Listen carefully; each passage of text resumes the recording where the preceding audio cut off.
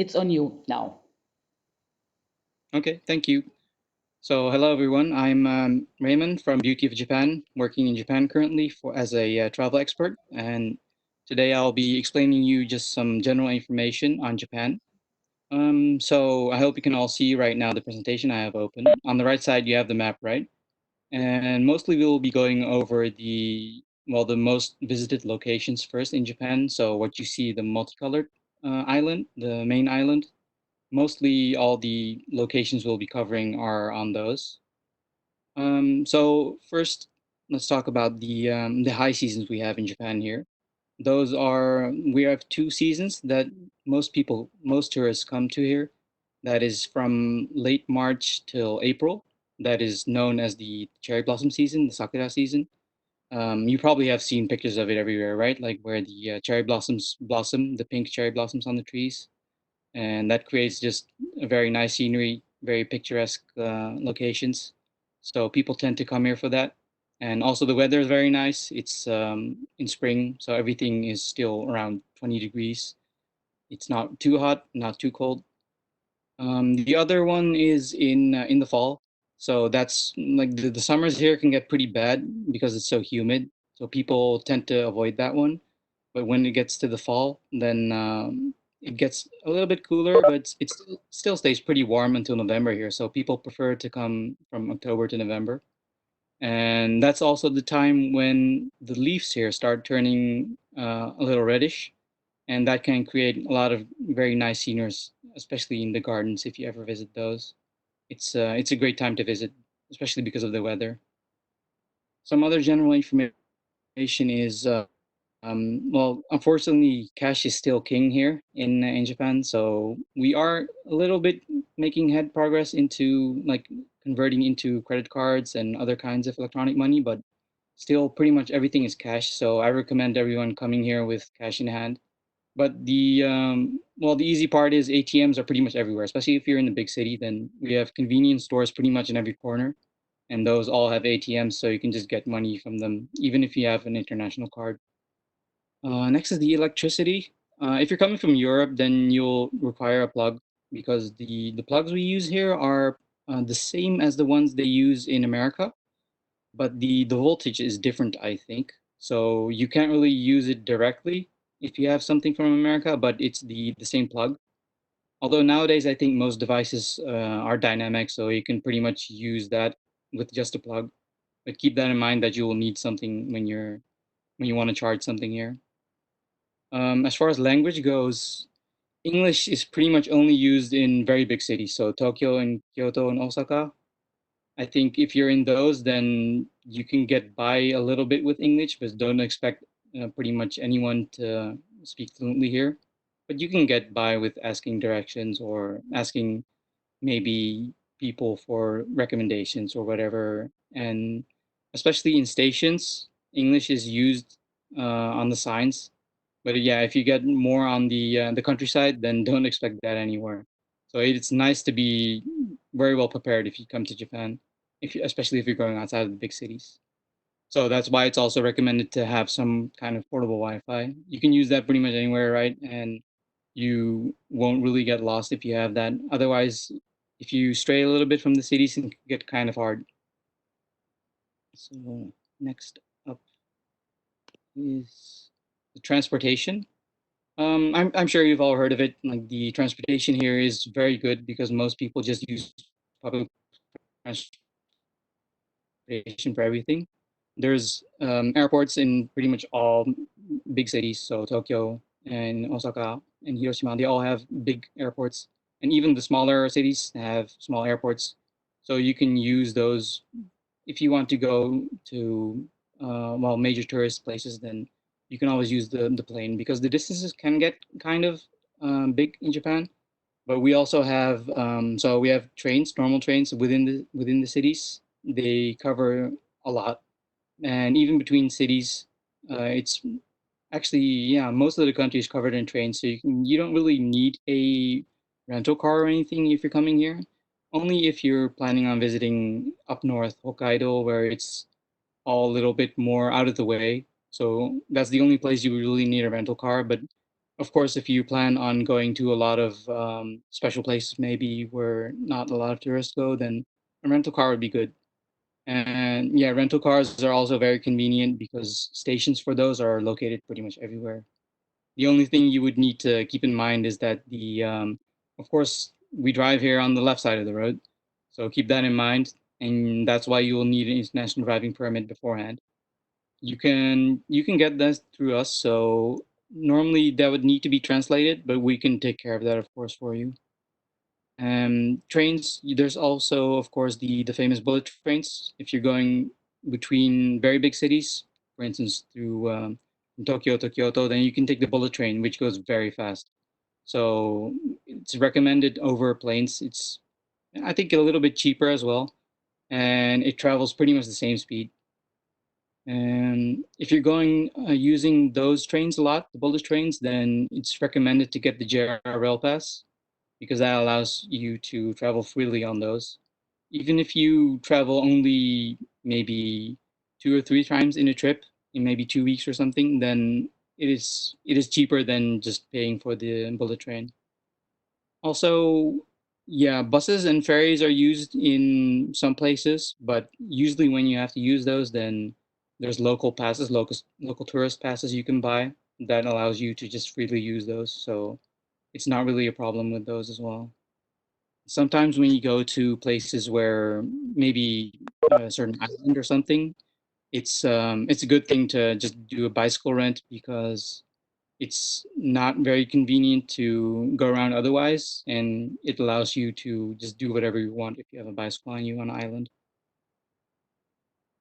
So as for accommodations, of course, there's just normal hotels as if everywhere, right? But one of the special things Japan has is so-called ryokan. Those are traditional inns that have a onsen. Onsen is a hot spring bath. So around Japan, there's a lot of places where there's volcanoes, right? So because of those volcanoes, a lot of these hot springs are made, and around those are a bunch of resort towns that have sprung up.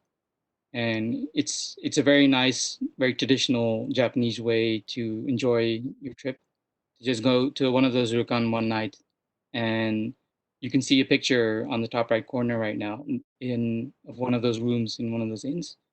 It's yeah, as you can see, it's very traditional, and it's a nice way to know how people used to live here. And of course, the hot spring baths themselves are very nice. They offer health benefits, and it's just very great to have a soak in one of them. Do note that it's not usually allowed to go in those with your clothing on or even with swimwear on. So you would have to get used to like going in naked there. But yeah, of course, men and female are separated, so that shouldn't be a problem. Another type of accommodation is the so-called minshuku. That is well, it's a very old-fashioned stay at, probably most of the time is with the family, more in the countryside. So you're gonna have to have more of a homestay experience, and it's often combined with things like a farm experience. So you can stay there and really get the countryside experience of Japan and live with the family, get to know them, and also help them out and eat with them. Another thing which you will find in the big cities is a capsule hotel. I think that's pretty famous right now. Is only for very budget travelers, of course, which is the capsule hotels pretty much only offer a small little cubicle space, which only has a bed. So I wouldn't really recommend this for luxury clients, maybe if they want to try it out. But if it's maybe backpackers, then it's a good option because it's very cheap and you only have your own bed and a little bit space for your luggage. Another thing that's well, it's pretty much only in one location. It's Shukubo. That's temple lodging. There's one place called Koyasan that's up in the mountains where there's a lot of Buddhist temples, and they've opened up their temple lodgings for travelers to stay. Like it used to be for people that do a pilgrimage, right? Nowadays, it's become more of a tourist attraction to just stay one night at a temple, and you can live like a monk. So you also eat together with the monks and have opportunity to join their morning rituals. So it's a very unique experience to get to do that, and Well, the kind of place you stay at is pretty much the same as what you see in the upper right corner.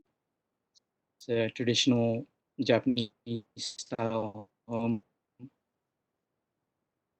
So this is one of those things that's definitely recommended for people to do. Moving on, I'm going to discuss a little bit about the Golden Route today. So that is, well, what we usually use is going from Tokyo to Hakone. Hakone is one of the resort towns that's close to Tokyo that has ryokan, so hot spring location. And then going on to Kyoto and then to Hiroshima. So let's look at those towns bit by bit. So Tokyo, I think, doesn't really need any explanation. Everyone knows it. It's very much a mix of what everyone knows as modern Japan, and it also has pretty much everything in terms of traditional. Um, yeah, for culture, you have temples, gardens, museums. You can find anything here. And traditional, it's well, you have stuff like the fish market, and a lot of the sumo is classified here. So what you can find here is, I'll show it to you on the next slide. Here is there's unique experiences. For instance, you can look at the sumo practice everyone does in the actual stables. So in the morning, you can go there and actually visit them at their stable and watch how they do their morning practice. It's one of the unique experiences we offer. And in terms of entertainment, yeah, Tokyo has pretty much everything, right? So whatever you think of about Japan, like the weird stuff they have here, stuff like robot restaurant where you can enjoy a well, it's weird, it's hard to describe, but it's a show of robots on the theater while you eat. So I don't know, it's hard to describe, but you can also find a lot more classy stuff. For instance, you can do a tour of the bay here on a boat, and you can have a very nice dinner on top of it, where you have entertainment from like geisha and that kind of stuff. Also, of course, you can find all kinds of shopping here, all kinds of luxury brands, but also the weird things Japan is known for. And from Tokyo, it's also easy to go on day trips to various places. For instance, you have Nikko. It's a very famous World Heritage Site. Um, yeah. So other things we offer in Tokyo is stuff like bar hopping. It's a one of the experiences we offer where you can go with a guide and they'll show you around the more traditional bars we have here in Japan, where people oftentimes after work they come in here and just blow off some steam, right? You can mingle with the local folk here and really get to know the food culture because it's very different from, for instance, Europe. Europe. So it's good to experience that once with a guide, so they can show you around how it's done here. And Tokyo, of course, has all kinds of temples and shrines. You can see the Asakusa temple and the Meiji Shrine there on the pictures. Of course, what's also you always see this in movies and whatever the Shibuya crossing inside the main area where you can do shopping is where they have the giant crossing where people always cross, right? And the this picture that you see here, the restaurant is on top of the sky tree. It's one of the tallest towers in the world, and the view from there is just amazing, of course. So if you go there in the night, it's great. And one of the other unique experiences Tokyo offers is it's called Team Lab Borderless. It's the right picture, bottom right picture you can see there. It's a it's hard to explain, but it's an installation which offers all kinds of visual art. So you can just walk around and see all kinds of trippy imagery there, and it's very unique and it's definitely recommended if you go here sometime. So well, Nikko is one of the places you can go to from Tokyo. It's very close. It's maybe hour to 2 hours by train, and it has it's pretty much the entire town is a World Heritage Site because on the left side you can see this the Nikko Toshogu. It's a mausoleum of one of Japan's earliest leaders from like 300 years ago. It's a very famous place to visit. It has a lot of these kind of old structures, and Nikko also has a lot of great nature, as you can see. So this is a lake with very pretty mountains and waterfalls. So it's a nice place to visit. Another place to visit maybe would be Kamakura. That is a place that has um, a beach, sea, also a lot of old temples. So there's a lot of places you can go to from Tokyo. So next up would be Hakone. It's very close to Tokyo. You can get there with the train easily, and it's a resort town. So there's not a whole lot to do there, but the idea is that you would go there to just to relax, because there's a lot of ryokan there. You would be able to go to one of those traditional inns, enjoy the hot springs, and just clear your mind, I guess. And one of the other things I didn't mention before about that's good about staying at one of those inns is that they focus very much on the culinary experience as well. So almost always they offer two meals, breakfast and dinner, and that's always a very elaborate Japanese style, like old style Japanese dinner. And yeah, this is a place where you also can. It's close to Mount Fuji, so there's a very big lake there, and you can get great views of Mount Fuji from the lake. That's one of the high points of Hakone. So yeah, you can see here one of the hot springs that's outside in a ryokan. That's also always one of the highlights if they offer one outside, and you can see a sample of like the kind of elaborate dinner they serve at one of these places. So if you're like a foodie, then it's especially recommended for you to go to one of these inns. And yeah, on the right side you can see kind of the landscape of Hakone. So you can go on a pretty big cruise ship on the lake as well. And there's gondolas you can take to get good view. You can also go hiking, trekking with Mount Fuji always in the background, of course. So it's a very nice place to just kick back, relax, enjoy the nature. From Hakone, you can also pretty easily go with the bullet train to Kyoto then. And Kyoto is also pretty famous for everyone, I think. It's the old capital of Japan, so it has a lot of old temples, old shrines, a lot of other stuff. And it also has a lot of old districts still remaining intact for tourists, where you can also find, of course, a lot of traditional things like geisha, maiko, that kind of stuff. And yeah, on aside from that, there's also just very beautiful nature there. I'm sure you've also all seen pictures of the bamboo forest that's there. And Kyoto is very close to other cities like Osaka and Nara. Nara is also famous for its old temples, and it has the deer park. So yeah, some pictures of Kyoto. So you can see the rustic town feel it still has. It is very nice, especially nowadays. People really love to use it for Instagram, right? Get good pictures of like very old town feel, and maybe some pictures with geisha if you're lucky enough to meet them. You can sometimes see them walking across the street. And yeah, all the temples and shrines, there's so many there. And the one that are most famous are, of course, the one with the thousand red gates you can see on the picture here right now. So yeah, in terms of nature, especially if you come there in April, you can have a lot of great sights with cherry blossoms, like you can see there. And of course, you can always visit the bamboo forest. That's great. And so yeah, for day trips, if you go to Nara, you can well, you can see it on the picture there. The deer, they are actually accustomed to tourists, so you can go up to them and feed them. And the the park is full of them, and around the park is also all the temples. So it's a very nice day trip to make and just go around in the park, visit all the old temples, and just interact with the deer. Also, the picture on the right is Osaka. Osaka is there's not that much to see there, but it's nice to visit because of the scenery, and especially if you're into the food culture of Japan, then it's very nice to visit and just go to the main location there, in the main center. There's so many shops and just restaurants, everything you can just visit there and just yeah, I don't know. They call it eating until you drop dead there in Japanese. So you can try and do that as well. So next up is well, the final location pretty much is Hiroshima. I'm sure you're all aware of the tragic past that Hiroshima has.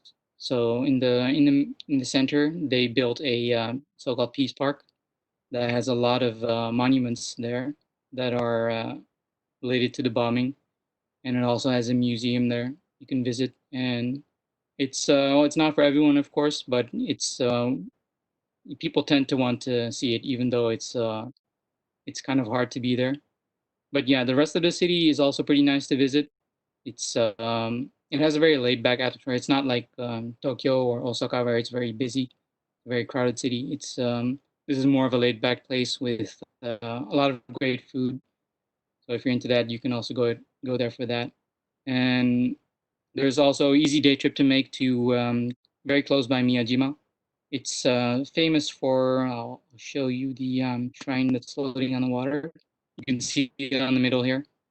It's um, it's a pretty romantic getaway. People, especially couples, often go there because it's such a romantic place, and there's a lot of nice accommodations you can stay there and have a good view of especially the sunset and seeing the shrine on the water. There on the left, you can see the Peace Park. It's a pretty big park where there's a lot of just all kinds of monuments where you can just go around and get a feel for how the people are surviving there still, how the how the people who are still living in Hiroshima think about what happened.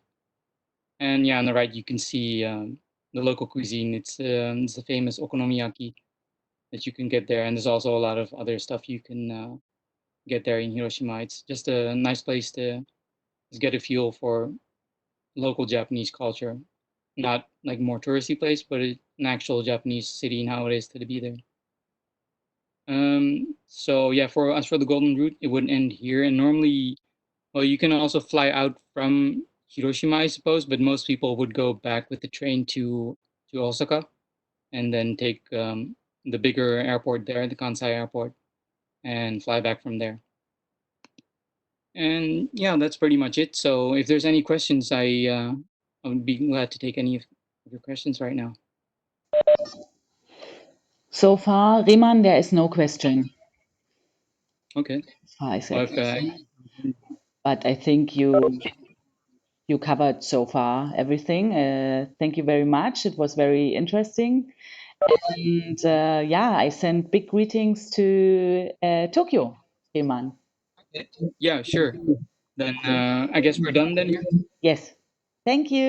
Okay. Yes. Thank you very much.